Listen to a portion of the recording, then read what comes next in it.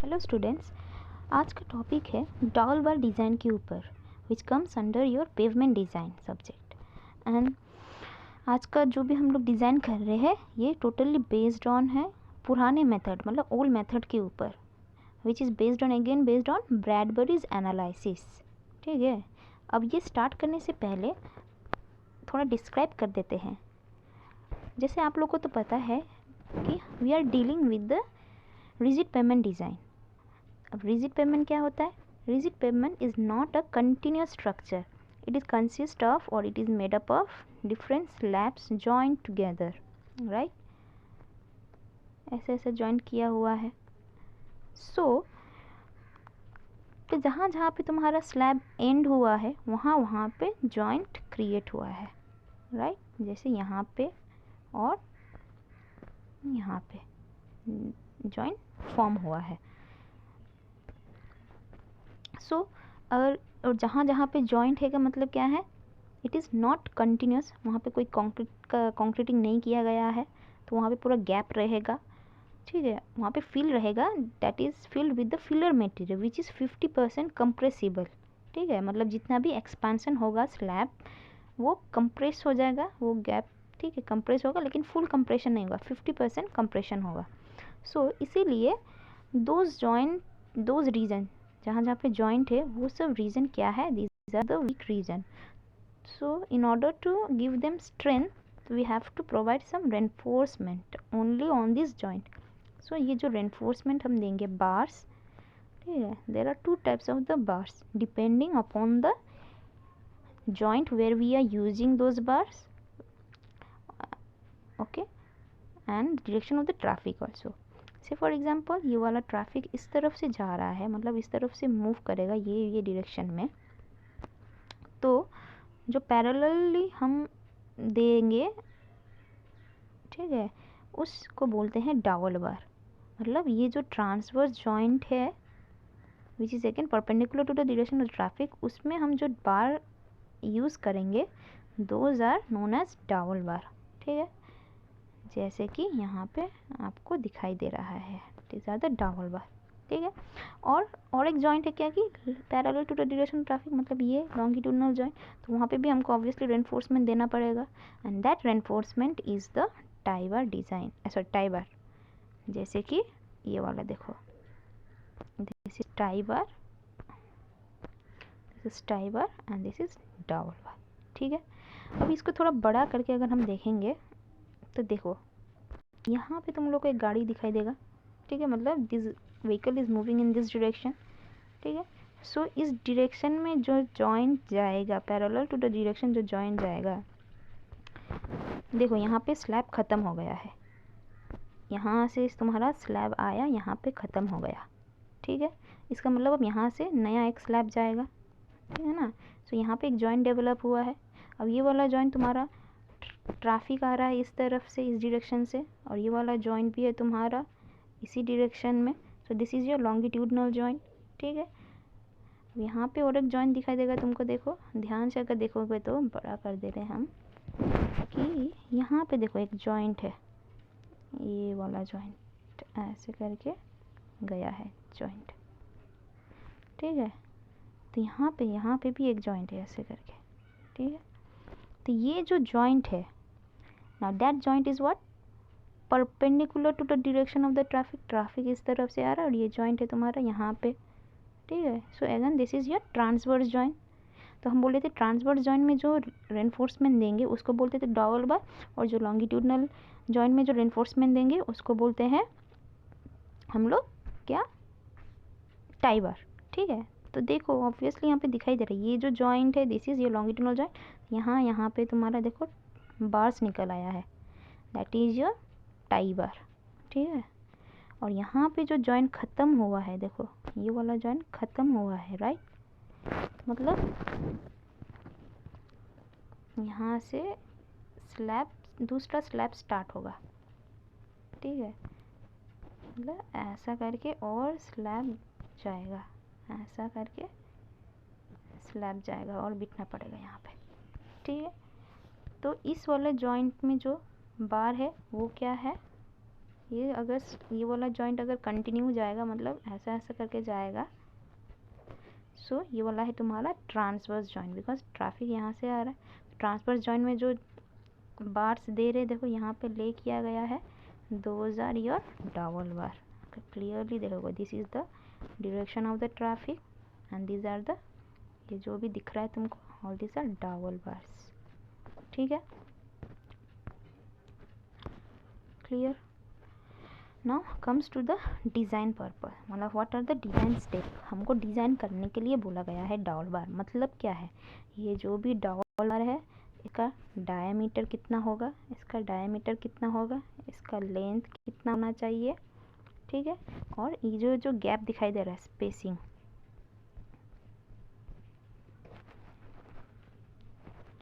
ये जो गैप दिखाई दे रहा है इनके बीच में,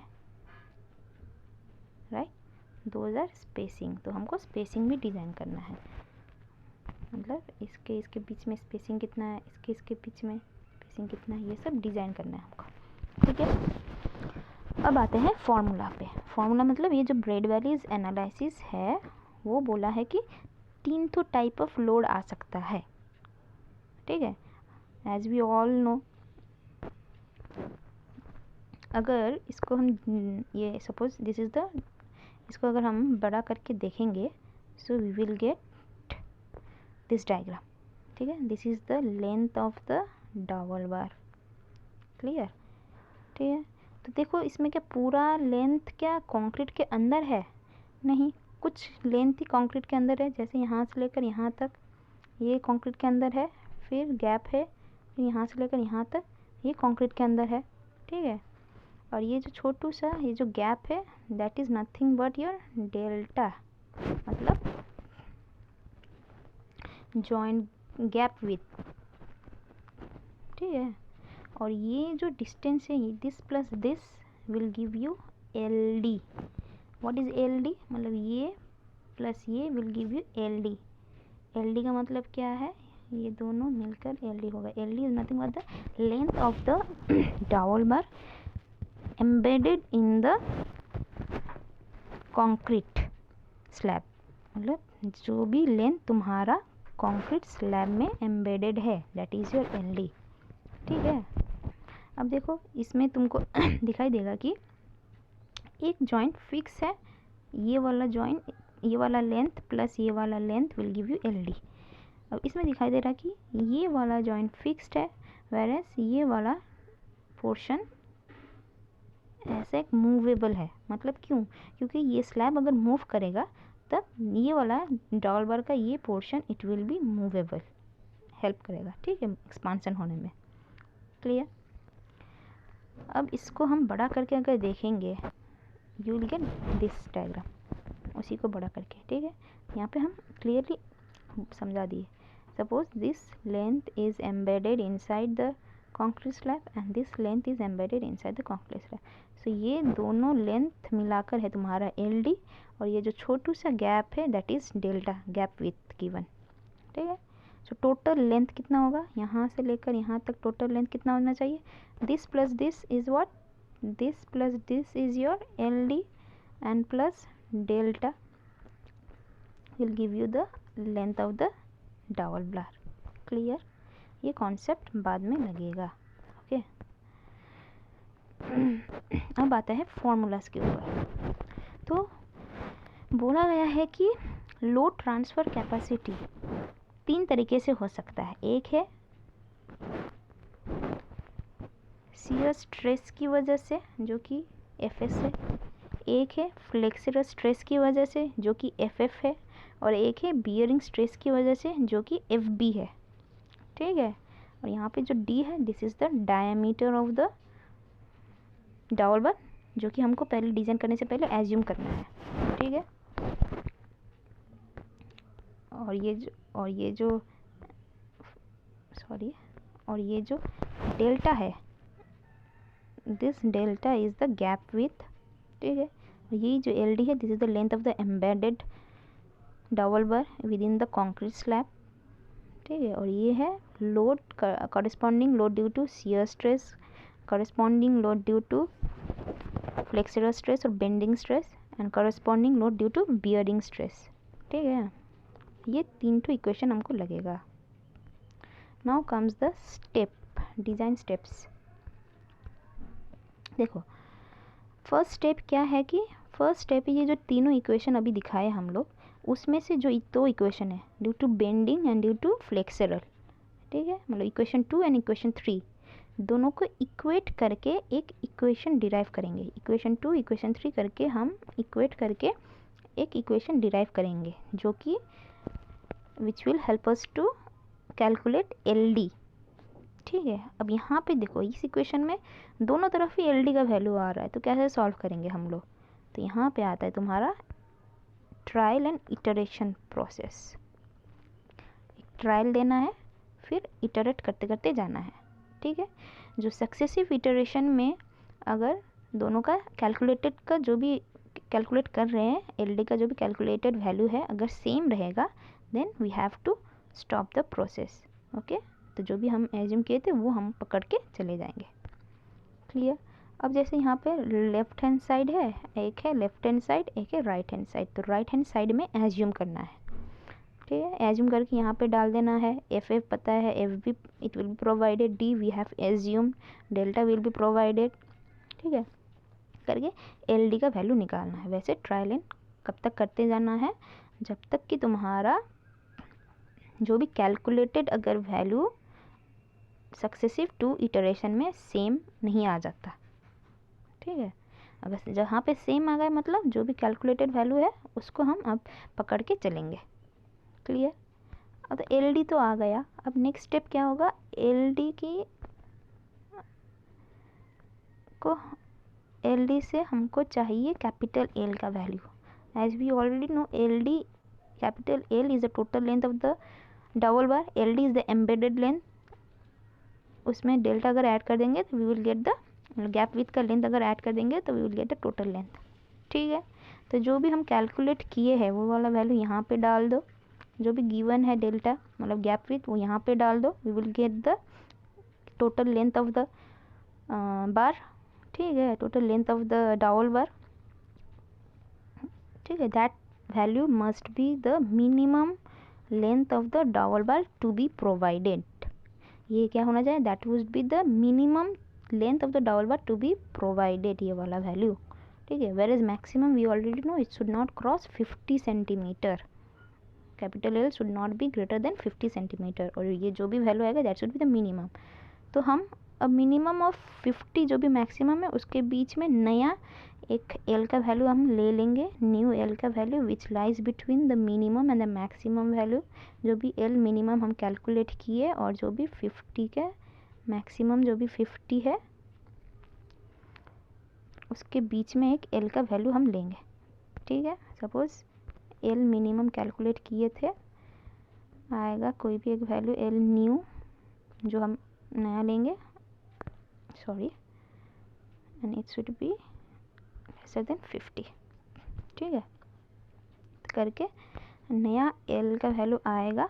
अब उस नया एल को यूज़ करके हम फिर से एल डी नया को हम कैलकुलेट करेंगे, L D knew that is L new minus delta. ठीक है, अभी फ़िलहाल ये स्टेप लिख कर रखो, बाद में एग्जांपल जब देंगे तो समझ आएगा। ठीक है, अब ये वाला एल डी यूज़ करते करते हम नेक्स्ट स्टेप में जाएंगे। नेक्स्ट स्टेप में क्या है कि जो 3 तो इक्वेशन था, मतलब लोड ट्रांसफ़र कैपेसिटी का 3 तो इक्वेशन है, due to stress, due to bending, due to flexural bearing, तीनों का वैल्यू निकाल लो यूजिंग दिस फार्मूला। ठीक है, अब यहाँ पे जो भी एल डी है that is the L D new value. ठीक है, करके नेक्स्ट स्टेप में जाएंगे। नेक्स्ट स्टेप में क्या है, calculate the load capacity factor, required load capacity factor RCF। मतलब क्या है, हम एग्जांपल दिए थे जैसे पिछले लेक्चर में कि एक होता है कि सेमिस्टर का एग्ज़ाम का क्वेश्चन पेपर और एक होता है कि तुम्हारा प्रिपरेशन। अब ये सेमिस्टर का एग्ज़ाम का क्वेश्चन पेपर इज़ RCF, ये पकड़ के चलो। ठीक है, मतलब रिक्वायर्ड मार्क्स RCF। ठीक है, मतलब सपोज यहाँ पे रिक्वायर्ड पास मार्क्स इज़ 40। ठीक है, तो वो है। और एक है तुम्हारा क्या, actual capacity factor, actual capacity factor is what, your actual preparation, ठीक है। अब बोलो तुम्हारा अगर एक्चुअल प्रिपरेशन ग्रेटर है रिक्वायर्ड कैपेसिटी फैक्टर से, मतलब you will pass the exam, ठीक है।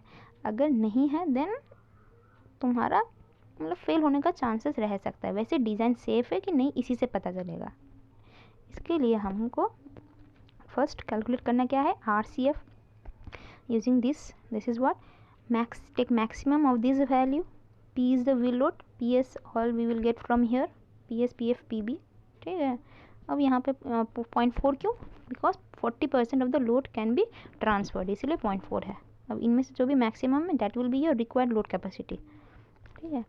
अब नेक्स्ट स्टेप क्या है, एज्यूम करो, फिर से और एक एजम्पशन है, LD तो हमको कैलकुलेशन हो गया। अब दूसरा एजम्पशन क्या है, स्पेसिंग, ठीक है। स्पेसिंग एज्यूम करो इन दोनों के बीच में, एज्यूम करके रख दो फिलहाल। एंड दूसरा स्टेप है क्या, find 1.8 times of L, L is radius of relative stiffness. And this is what, ये हम पहले ही बोल चुके थे कि अगर लोड ट्रांसफ़र होगा डबल बार में, ठीक है, तो कहाँ पे जाके वो जीरो हो जाएगा, लोड ट्रांसफ़र कैपेसिटी जीरो हो जाएगा। प्रैक्टिकली बोले थे L, लेकिन since this was the old method तो यहाँ पे कोई प्रैक्टिकल एप्लीकेशन का यूज़ नहीं था, तो ये थ्योरेटिकली चल रहा है, दैट इज़ 1.8 L पकड़ के ही चल रहे हैं लोग। तो ये वही है, ठीक है। और दूसरा स्टेप क्या है, now comes the actual capacity factor, मतलब कि तुम्हारा प्रिपरेशन क्या है, कैसा है सेमिस्टर के लिए, वो है ये वाला। तो using this formula find out L is the relative stiffness, S we have already assume, ठीक है, करके रख दो। अब ये वाला कहाँ कितना दूर तक जाना पड़ेगा, ये जो प्लस प्लस प्लस दिक्कत डॉट डॉट डॉट कितना दूर तक जाना है, जब तक कि ये वैल्यू नेगेटिव नहीं आ जाता तब तक हमको ये ऐड करते जाना है। Suppose 1.8 L minus 2S positive आया, ऐड करो, 1.8 L माइनस 3S पॉजिटिव आया, ऐड करो। अगर 1.8 L माइनस 4S जाके तुम्हारा अगर नेगेटिव आया तो 1.8 L माइनस 3S तक करके स्टॉप कर दो, ठीक है, सबको ऐड कर दो, you will get the actual capacity factor. तो हम बोल ही चुके थे कि actual capacity factor is your preparation and RCF is the semester का पेपर।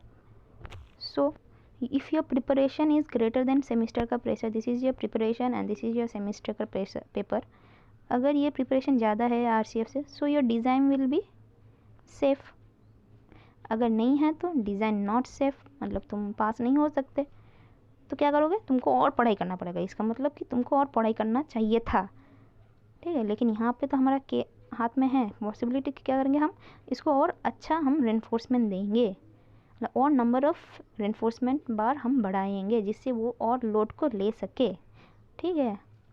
उसका और मेहनत करना पड़ेगा, वैसे यहाँ पे और नंबर ऑफ़ बार्स देना पड़ेगा, ठीक है। तो वो कैसे देंगे, बाय रिड्यूसिंग द स्पेसिंग। अगर हम स्पेसिंग को रिड्यूस कर देंगे then automatically we will get more number of bars in a particular given span. So last step is this one. अगर नहीं हुआ तो सेटिस्फाई नहीं हुआ then again go to step 4। यहाँ से फिर स्टेप 4 में जाओ, नया एस का वैल्यू लो, फिर से कैलकुलेट करो, यहाँ पे जो ACF कैलकुलेट करो, फिर चेक करो, ठीक है।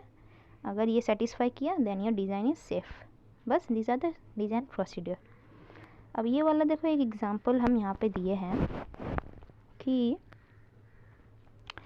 Design size and spacing of double bar, बोल ही दिया कि साइजिंग डिज़ाइन करो, मतलब diameter, length and spacing at an expansion joint of concrete pavement, rigid pavement बोल दिया, ऑफ थिकनेस 25 सेंटीमीटर, ठीक है। दूसरा बोला है क्या कि रेडियस रिलेटिव स्टिफनेस, मतलब L का वैल्यू दे दिया है 80, डिज़ाइन व्हील लोड P का वैल्यू दे दिया 5000 kg, load capacity of double bar is assume to be 40% of design wheel load, ये भी पता है हमको। Now joint width is 2 centimetre, मतलब ये है तुम्हारा delta, and the permissible stress in shear, मतलब ये है तुम्हारा, दिस इज़ योर FS, ठीक है, this is your F bending, मतलब FF है, and this is your F bearing, मतलब FB है, ठीक है। सो सब वैल्यू दे दिया है। Now please follow the step by step. First step हम क्या बोले थे, फर्स्ट स्टेप हम बोले थे कि डायमीटर एज्यूम करो एक, तो फर्स्ट स्टेप तुम्हारा diameter it is assume 2.5 centimetre thick से 30 सेंटीमीटर तक देना, 3.2 सेंटीमीटर तक देना है, तो वो एज्यूम कर दिया। ठीक है, now find the first step was to calculate the embedded length LD। तो उसके लिए हम बोले थे कि we have to use one equation by equating equation number 2 and equation number 3 of Bradbury's analysis, we will get this equation। ठीक है, वहाँ पे अब तुम क्या करोगे, हम बोले थे इटरेशन मेथड है ये, राइट। तो इटरेशन मेथड में तुमको करना क्या है, जैसे कि ये वाला देखो, फर्स्ट इटरेशन है कि हमको LD का वैल्यू 45 हम कर दिए। ठीक है, अब ये वाला 45 हम पुट करेंगे कहाँ पे, ये है राइट हैंड साइड वाला LD, मतलब ये जो भी इक्वेशन है, यहाँ पे जो भी इक्वेशन है इसमें LD का वैल्यू हम पुट कर देंगे 45। ठीक है, डेल्टा है 2, diameter 2.5, FB given, FS also given. ठीक है, पुट करके कैलकुलेट करके आएगा तुम्हारा क्या, 45 का वैल्यू पुट करके लेफ्ट हैंड साइड का वैल्यू आ रहा है क्या, सॉरी, और राइट हैंड साइड का 45 एज्यूम कर दिया, तो कैलकुलेटेड वैल्यू आ रहा है 40.95।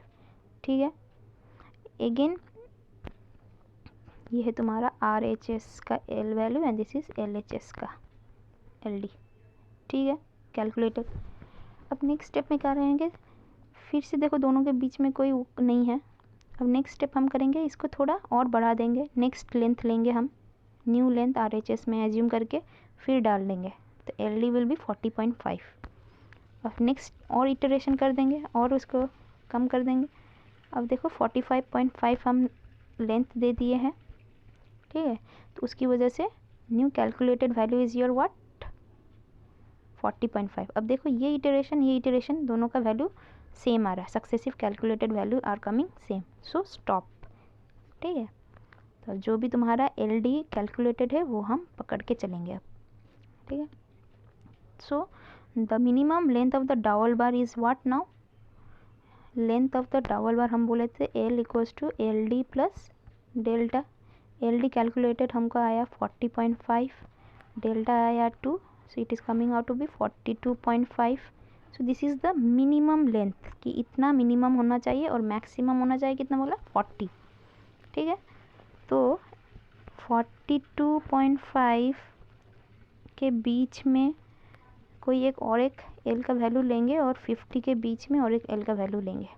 ठीक है, ये वाला L new, suppose that L new is now your 45 centimetre, मतलब 42 और 50 के बीच में जो भी लेंथ है, 42 और 50 के बीच में जो भी लेंथ हम लिया, provide new L value as 45।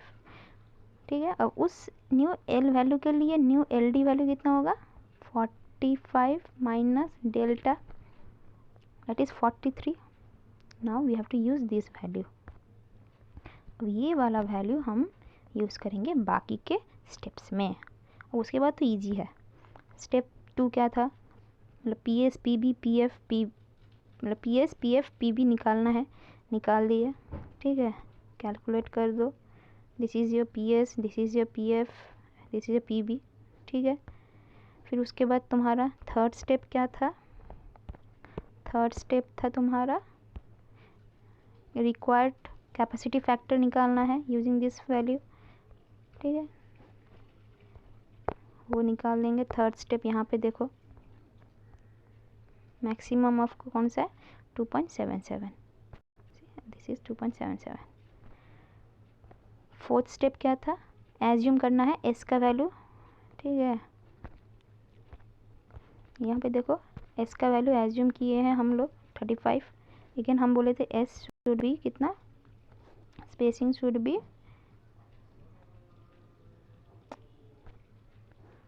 250 to 350 mm, मतलब 25 to 35, राइट।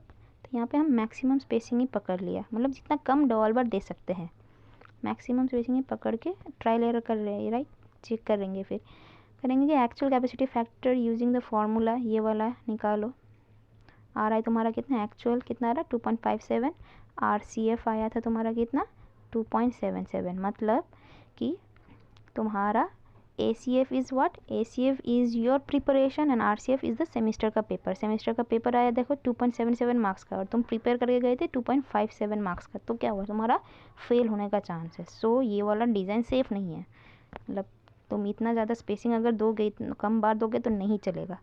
तो क्या होगा, फिर से हम बोले थे assume the new value of spacing, ठीक है, मतलब हम नंबर ऑफ़ बार्स बढ़ा देंगे, मतलब स्पेसिंग को कम देंगे। देखो पहले 35 था, अभी 30 हो गया। अब 30 को एज्यूम करके गो टू स्टेप 4, फिर से वही स्टेप करो। अब एक्चुअल कैपेसिटी फैक्टर निकालो, देखो 2.9, ये है तुम्हारा प्रिपरेशन। अब तुम बढ़ा दिए और मेहनत करके तुम्हारा प्रिपरेशन 2.92 मार्क्स पहने का आ गया है, राइट। और वेरएज तुम्हारा पेपर आया था कितना मार्क्स का 2.77। सो क्या है, now you are safe, now using this spacing your design is safe. So provide diameter assume किए थे हम कितना 2.5 centimetre dia, mild steel dowel bar, length कितना आया था हम लोग का कैलकुलेट करके LD 45, और स्पेसिंग आया है 35 is safe. So please go through the notes और ये प्रॉब्लम सॉल्व करो, and please solve this is your task for today's class. Okay, thank you. Doubt होने पर फ़ोन करना या व्हाट्सएप में टेक्स्ट कर देना।